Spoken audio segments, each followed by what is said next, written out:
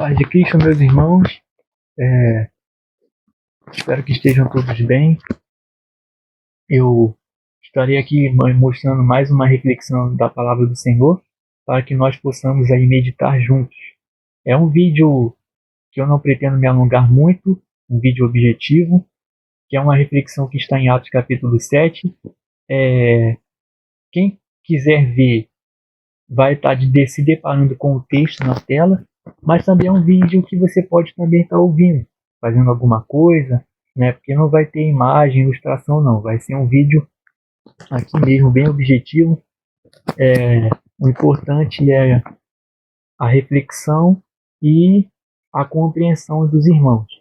Peço também para que compartilhe, peço também para que se inscreva no canal, para que outras pessoas também possam ser alcançadas, perdão, por essa mensagem e por demais reflexões da palavra do Senhor que a gente for fazendo ao longo do tempo. O discurso de Estevão é um discurso muito revelador, assim como o discurso de Paulo em Atos 13. Né? Estevão ele não está aqui somente por defender a fé em Cristo Jesus, mas ele está aqui para confrontar um monopólio religioso que existia naquela época e que não é diferente nos nossos dias, irmãos. E nós vamos ver ao decorrer desse discurso o porquê que eu estou falando dessas coisas. É um discurso bem rejeitado pelas igrejas, é um discurso que, infelizmente, as pessoas, você não vê muito se lendo isso nos cultos e tudo mais, mas é um discurso muito poderoso para confrontar heresias, para confrontar seitas, para desmistificar o evangelho, porque o evangelho não tem nada de místico como a gente tem vivido nos nossos dias, sincretismos religiosos e coisas do tipo. A nova aliança ele é totalmente diferente daquilo que as pessoas estão fazendo aí no dia de hoje. Não são todos, mas infelizmente a grande maioria tem feito aí muitas coisas, são muitas religiões, muitas distrações, e isso nos afasta do verdadeiro propósito do Senhor, que é o evangelho genuíno, o evangelho puro, o evangelho sem mazela, sem doutrina, sem humanismo, sem, vamos colocar assim, intermediários para nós chegarmos a Deus. O único intermediário para nós chegarmos a Deus é o nosso Senhor Jesus Cristo. E a gente vai ver ao longo desse discurso por que Estevão foi apedrejado no fim das contas. Não foi só por dar testemunho de Jesus, mas foi porque ele foi ousadíssimo no Espírito Santo em confrontar, assim como os profetas passados confrontaram, o próprio povo. E o povo não aceitou a repreensão do Senhor, e por isso o primeiro mártir da igreja cristã. Eu não vou ler o discurso inteiro, Atos 7 é um capítulo bem grande, mas vocês ficam para meditação, podem ler Atos todo, o livro inteiro, eu recomendo bastante. É lindo, maravilhoso, dá vontade de ficar lendo o tempo todo. E também, quando vocês chegarem nesse discurso de Atos 7, vocês vão estar já bem preparados, vamos dizer assim, para entender essas coisas. E se ficar alguma ponta solta, dúvida, pode colocar aí nos comentários, tá bom? Mas também eu recomendo meditar no livro de Atos para poder, que às vezes a pessoa, você pode até ter uma dúvida ou em que o próprio livro, o próprio contexto, ele já vai estar respondendo. Então recomendo ler também. Verso 23 diz assim: quando completou 40 anos, veio-lhe a ideia de visitar seus irmãos, os filhos de Israel. Está falando de Moisés, Estevão está contando ali a história de Moisés, como que Moisés foi despertado no seu espírito para poder ir ter com seus irmãos, e assim, por intermédio do poder de Deus, libertar o povo do Egito. O interessante é que Moisés, Estevão vai dizer que Moisés ele era um homem muito poderoso em palavras e obras lá no Egito. Isso dá a entender o quê? Que Deus poderia fazer com ele o mesmo que fez com José, por que não? Salvar o povo estando lá no Egito. Tirar a escravidão do povo estando lá no Egito. Eu acredito que não seria muito difícil para ele. Mas por que Deus fez assim? Porque Deus ele quer revelar a sua glória, tanto para o povo dele, quanto também o faraó. E também porque Moisés, irmãos, ele representou, né, em muitas etapas ali da vida dele na peregrinação com o povo, ele representou o próprio Filho de Deus, né, tirando o povo do pecado, né, e trazendo o povo para a aliança do Senhor, né. Ele mostra o evangelho, já é mostrado desde a criação do mundo. Então essa narrativa de Moisés, ele mostra, né, como que Moisés estava no Egito e saiu, né, assim como Jesus também foi para o Egito e voltou, né. Mostra também essa questão, né, de Deus deixando sua glória, ou seja, Moisés deixou toda aquela glória, toda aquela pompa do Egito para estar ali no meio do povo e por intermédio dele, Deus fazer tudo o que fez para mostrar o seu poder, para mostrar a sua glória, assim como foi com Jesus Cristo, né? Deixando a glória do Pai, vindo habitar na terra, no meio do povo, no meio de todo aquele contexto ali de pobreza, de dificuldade, né? De escravidão também, né? Porque embora as pessoas não estivessem cativas literalmente, por mais que Roma tivesse ali, né, dominando já a Palestina, mas estavam cativos pelo pecado. Então, assim, o evangelho está sendo anunciado desde a fundação do mundo. É isso que Estevão está mostrando aqui para o povo, né? E aí o verso 23, 26 vai dizer assim: no dia seguinte aproximou-se de uns que brigavam e procurou reconduzi-los à paz, dizendo: homens, vós sois irmãos, por que vos ofendeis uns aos outros? Mas o que agrediu o próximo o repeliu, dizendo: quem te constituiu autoridade e juiz sobre nós? Ou seja, lá nessa época, Deus tinha despertado o espírito de Moisés para que ele, por intermédio dele, fosse trago o quê? O ministério da reconciliação. Mas o povo já estava mostrando ali o quanto ele era rebelde, o quanto ele ia rejeitar o Senhor Deus e esse ministério da reconciliação, né? Tanto é que isso acontece nessa nova aliança, né? Cristo vem, mostra a palavra, mostra o evangelho, lança a semente, mas o povo está com o coração tão duro que essa semente ela cai em solo rochoso, né? Ou vem as aves do céu e raptam essas sementes, né? Que é o próprio diabo, porque o coração do povo está duro. O povo é um povo de dura cerviz. O povo é um povo que não dá ouvidos, né? Ou seja, a gente vê isso muito nos dias de hoje. O evangelho está aí, puro e simples, como deve ser, mas sempre tentando trazer essa reconciliação, sempre tentando trazer este amor, sempre tentando trazer essa fraternidade, esse amor fraternal. Mas o que a gente tem? Sempre divisão, brigas, contendas, né? Muitas denominações, muitas religiões, cada uma brigando para defender a sua própria doutrina, a sua própria placa, né? E quando chega um profeta de Deus e fala assim, gente, vamos nos arrepender diante de Deus, vamos buscar Ele, vamos buscar esse evangelho genuíno, vamos sair dessas práticas que não agradam a Deus. O que as pessoas falam? Ah, você é juiz sobre nós, você está julgando, né? Isso aconteceu e essa história ela não é nova, irmãos. Por que essa história não é nova? Por que ela se repete? Porque o espírito é o mesmo espírito de rebeldia, o mesmo espírito que recusa a palavra de Deus, o mesmo espírito que dissemina heresias no meio do povo e o povo fica lá, o mesmo espírito que faz a igreja dormir, tá entendendo? Que faz a igreja ser nécia, é o mesmo espírito. Por isso que os acontecimentos bíblicos eles parecem ser tão reais nos dias de hoje. Não é só porque as profecias estão se cumprindo, mas é porque o espírito é o mesmo. Assim como o espírito que dá a palavra da profecia é o mesmo, que é o espírito do Senhor, o espírito do anticristo, que é o espírito de Satanás, também é o mesmo. Está desde a fundação do mundo, fazendo o povo se rebelar contra Deus. E por causa da dureza de coração do povo, esse espírito ele tem álibi para atuar e fazer o que ele bem entende. Aí, no verso, vamos ler o verso 29, que diz assim, ó,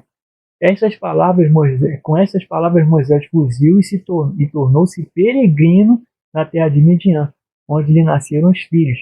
Decorrido 40 anos, apareceu-lhe no deserto do Monte Sinai um anjo por intermédio das chamas de uma sarça que ardia. Ou seja, Moisés, é, é, Moisés ele passou 40 anos como peregrino em terra estranha, né? Por que que ele passou 40 anos como peregrino em terra estranha? Porque é para poder anunciar o Evangelho. O que que o Evangelho fala? Que nós não somos peregrinos em terra estranha? Não é a palavra do Senhor por intermédio da nova aliança, do Evangelho de Cristo, que mostra que a nossa pátria não é terrena e sim celestial? Ou seja, nós estamos aqui como peregrinos até que Cristo seja formado em nós. Moisés esteve na terra como peregrino até que de dentro dele fosse formado a lei do Senhor. A lei do Senhor ela foi formada dentro dele, né? E Moisés se tornou o quê, irmãos? De um homem poderoso em palavras e obras no Egito e de grandes feitos, ele se tornou um simples pastor de ovelha. Por quê? Porque Deus queria dar o rebanho dele, colocar o rebanho dele, que são as ovelhas de Israel, sob as mãos de Moisés. Assim somos nós diante de Deus, né? Nós somos como peregrinos em terra estranha, porém estamos aqui para poder, como ovelhas do Senhor Jesus Cristo, e estamos peregrinando nessa terra até que Cristo seja formado em nós, e sendo Cristo formado em nós, nós estejamos aptos para também vê-lo na sua plenitude, na eternidade, né? E ninguém pode ver ele agora, né? Ninguém pode vê-lo agora, mas quando ele for formado em nós completamente, nós estaremos prontos para vê-lo. É isso que essa mensagem está querendo dizer. E aí, a gente tem o verso 39, né? E se você quiser ler o contexto inteiro, você pode ler Atos aí 7 na sua casa, tá? Eu não estou aqui, é bom até que você pode discernir se o que eu estou falando está de decorrente com as escrituras ou é contexto isolado. Eu estou aqui pegando os textos que estão marcados para poder adiantar e não me prolongar no discurso. Mas você pode ler na sua casa e testificar, tá bom? O verso 38 diz assim: É este Moisés quem esteve na congregação do deserto, com um anjo que lhe falava, no Monte Sinai e com os nossos pais, o qual recebeu palavras vivas para nulas transmitir. E diz o verso 39, a quem nossos pais não quiseram obedecer, antes o repeliram, ou seja, o rejeitaram, e no seu coração voltaram para o Egito. Olha o que Estevão está falando aqui, irmão. Olha o que Estevão está falando aqui. Estevão está querendo dizer o seguinte, que o povo obedecia, entre aspas, obedecia a lei, fazia os ritos, fazia o que tinha que fazer, cria, entre aspas, ali nos mandamentos, mas no seu coração, ou seja, na sua mente, eles voltaram para o Egito. E porque eles voltaram para o Egito na sua mente, eles manifestavam esse protótipo, essa prática da incredulidade. E foi isso que Deus viu e rejeitou aquele povo, e não deixou eles entrarem na terra. Só deixou o povo que veio depois, que foi com Josué. E por quê? Porque no seu coração, rejeitando a, a, a, a palavra de Deus e voltando para o Egito, eles fizeram o quê? Ídolos, bezerro de ouro, né? Não foi quando Moisés estava no monte que eles fizeram o bezerro de ouro? Vê se o evangelho não está aqui, irmãos. O evangelho está aqui. O evangelho está... O nosso Senhor Jesus veio para a terra, pregou, aí teve Atos dos Apóstolos, que foi a primeira chuva, a chuva temporã, que isso vai estar descrito também nos profetas, profeta, se não me engano, o profeta Joel, né, profeta Miqueias, profeta Osés também acho que vai falar sobre essas questões. Então, assim, Veio as primeiras chuvas, ou seja, a descida do Espírito do Senhor, todos ficaram cheios, a pregação do Evangelho estava veemente. E ali, Satanás ele fez o quê? Ele plantou o joio no meio do trigo. À medida que os apóstolos foram morrendo, né, veio os impérios. Aí, quando Constantino unificou tudo, o joio já estava plantado no meio do trigo, porque ele misturou tudo, irmão. Ele misturou tudo. E aí veio o tempo das trevas, que é o Império Bizantino, onde os homens dormiram e o inimigo foi lá e colocou mais joio ainda, né? Colocou mais joio ainda. E aí, colocando mais joio ainda, depois, quando foi ver, o joio já tinha sido plantado, veio a reforma que não deu conta, essa aqui é a grande verdade, não deu conta, e foram nascendo as religiões. Veja se isso não está coerente. Essas religiões são os bezerros de ouro do povo. Vê se hoje não é assim, cada um defende a sua placa denominacional, cada um defende o seu líder, cada um defende o seu livro. Uns defendem Calvino, outros defendem Ellen White, outros defendem Armínio, outros defendem, ah não, o meu pastor, ah não, o meu isso, o meu aquilo. Cada um defende a sua religião, cada um defende, ah eu sou pentecostal, ah porque eu sou adventista, ah porque eu sou testemunho de Jeová, ah porque eu sou carismático, ah porque eu sou... Cada um tem um ídolo, mas fazem, fazem a obra, não fazem? Não tem lá, não ora, não jejua, não busca, se bem que a maioria não faz isso, infelizmente, né? E quando ora e jejua, é só para os seus próprios interesses, ora e jejua é errado, né? É uma oração e um jejum que Deus não tá se agradando, essa aqui é a verdade. A gente tem que falar a verdade, não tem que ficar escondendo nada. Deus tem chamados em todas essas religiões? Tem chamados sim. E Ele vai chamar e muitas pessoas vão ter que sair dessas religiões. Mas tem gente, a grande maioria dorme. E dorme sem azeite. Essa aqui é a grande verdade. E aqui a gente vai ver o porquê que, que Estevão foi apedrejado. Aí o verso 44, né, vai falar: o tabernáculo do testemunho estava entre os nossos pais no deserto, como determinara aquele que disse a Moisés: fizesse segundo o modelo que tinha visto. Aí vai falar aqui de Josué e tudo mais. Aí ele vai entrar no tempo de Salomão, né? Fala que Deus prometeu a Davi, mas só que quem edificou a casa foi Salomão. Olha o que ele vai dizer aqui no verso 48. Entretanto, não habita o Altíssimo. Ele vai falar aqui no verso, vamos ler o verso 46, né? Não, vamos ler o verso 45 para ficar com mais entendimento. O qual também nossos pais, com Josué, tendo recebido, o levaram. Quando tomaram posse das nações que Deus expulsou da presença deles, até os dias de Davi, este achou graça diante de Deus e lhe suplicou a faculdade de prover morada ao Deus de Jacó. Mas foi Salomão que lhe edificou casa. Entretanto, não habita o Altíssimo em casa feita por mãos humanas. Como diz o profeta, o céu é o meu trono, e a terra o estrado dos meus pés. Que casa me edificareis, diz o Senhor? Ou qual é o lugar do meu repouso? Não foi porventura a minha mão que fez todas essas coisas? Ou seja, Estevão aqui está confrontando o Sinédrio e confrontando a falsa religião da época.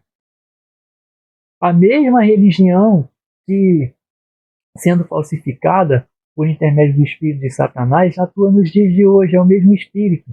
E esse texto que Estevão usou aqui está em Isaías 63, Isaías 66. E adivinha, Isaías 66 vai estar, é uma advertência de Deus contra a falsa religião. Isso significa, irmãos meus, que a falsa religião, a falsa pena, que é a falsa interpretação das escrituras, elas sempre tiveram presente no meio do povo. E o povo sempre rejeitou a voz de Deus. E aqui você vai ver que Estevão ele foi apedrejado não foi porque ele defendeu a Jesus Cristo como Senhor e Salvador somente, não. Ele foi apedrejado porque ele confrontou todo um sistema religioso, político, porque não existe sistema religioso sem política. Ah, mas as igrejas não se envolvem com política. Irmãos, vamos parar de dormir. A maioria das igrejas está abraçado com a política, está abraçado com o politicamente correto. Poucas igrejas pregam a verdade. As igrejinhas que você vai ver pregando a verdade é aquelas igrejinhas de bairro, né? Que você não vai ter ali um líder que está submisso ao outro líder e tem que fazer só o que é mandado, mas vai fazer ali realmente o que o Espírito quer que faça. Mas são poucos, sabe? É aquele 1%, 2%, entendeu? E que Deus está se agradando ali. Mas a grande maioria, irmãos, a grande maioria, essas igrejas mundiais, multinacionais aí, tá tudo ali, ó, na lama, irmão. São tudo falsas religiões, falsas doutrinas, falsos mestres, falsos pastores, falsos profetas, enganando o povo, disseminando heresia no meio do povo. E o povo está aceitando. O povo está achando que tá tranquilo. Mas não está tranquilo, Deus está rejeitando. E aqui é que mostra por que Estevão foi apedrejado e morto. Ele vai falar assim: homens de dura cerviz e circuncisos de coração e de ouvidos, vós sempre resistis ao Espírito Santo, assim como fizeram vossos pais, também vós fazeis. Ou seja, hoje em dia, esses homens, eles resistem à voz do Espírito Santo, resistem à voz do soberano da criação, por causa das suas próprias concupiscências. Não são eles mesmos que estão voltados para a política, não são eles mesmos que estão voltados para o dinheiro, não são eles mesmos que fazem a casa do nosso Deus de comércio, a qual Jesus advertiu e disse: não façais a casa do meu Pai de comércio. Mas estes mesmos implantam comércio dentro da casa de Deus, tudo é vendido. Poucas igrejas, pouquíssimas, como eu falei antes, têm um trabalho genuíno, missionário, né? E muitos são enviados até para terras que estão correndo risco de vida, nós devemos orar por eles, né? Mas a grande maioria, irmãos, já está vendida. Hoje a igreja não sabe mais o que são os princípios da fé cristã, serve uma religião, uma religião vã, uma religião, é um rito religioso. Eu vou na igreja no domingo e está tudo certo. Uma igreja onde estudar a palavra virou raridade. Oração se tornou algo obsoleto. E quando faz oração e jejua, é para os seus próprios interesses. Ninguém ora e jejua para conhecer o Senhor. Ninguém estuda a palavra para poder crescer na graça e no conhecimento do Senhor Jesus Cristo. Todo mundo fica preso dentro de uma bolha. Outra coisa que Estevão confrontou, essa questão do templo. Templo não é casa de Deus. A casa de Deus somos nós somos o templo. Pedro fala que nós somos o tabernáculo vivo do Senhor e devemos nos oferecer a Ele, como Paulo diz, como sacrifício vivo e de incenso de aroma suave diante das narinas do Senhor, do nosso Senhor. Aí as pessoas acham que Deus só habita no templo. Estevão está confrontando isso daqui. Por isso que esse discurso não é lido nas igrejas. Agora você está entendendo por que esse discurso não é lido nas igrejas? Porque Estevão confronta eles. Como é que eles vão ler algo que está sendo confrontado? Eles mesmos estão sendo confrontados. Tá, sabe? E se pegar para ler, vai pegar aqui as partes isoladas do discurso. Não vai ler o discurso completo. Sabe? Não vai ler com coerência, com aplicação disso daqui. Porque a aplicação disso daqui é literal. Porque quando Estevão profetizou perante o Sinédrio, logo depois que passou um período, veio a destruição do templo. Não foi Jesus que profetizou a destruição do templo? Não ficará pedra sobre pedra que não seja derrubada? E no ano 70 depois de Cristo o templo não foi derrubado? E por que o templo foi derrubado, irmãos? Pela terceira vez. Bota na cabeça, raciocina. A primeira foi a Babilônia. Aí a segunda, né, eles reconstruíram. Aí ele foi derrubado pela segunda vez. Jesus profetizou e ele foi derrubado. O que isso significa, irmãos? Que Deus estava havendo a idolatria do povo com o templo. O próprio templo, entre aspas, tido como templo sagrado, era o motivo de idolatria do povo. A identidade do povo estava no templo. Só que Deus não queria. Deus não queria, não quer um povo insensato que limita o Senhor a um templo, que bota Jesus, o Deus de toda a terra, o Criador, dentro de uma caixinha de sapato, dentro de 4 paredes. Limita, não, aqui você vai buscar Deus, aqui você vai achar, não, aqui você vai congregar, aqui você vai fazer isso, vai fazer aquilo. Aqui, irmãos, o véu já foi rasgado já. A mensagem é qual? Arrependa-se, pois é chegado o reino dos céus. A mensagem é: produzis, pois agora frutos dignos de arrependimento, diz o Senhor.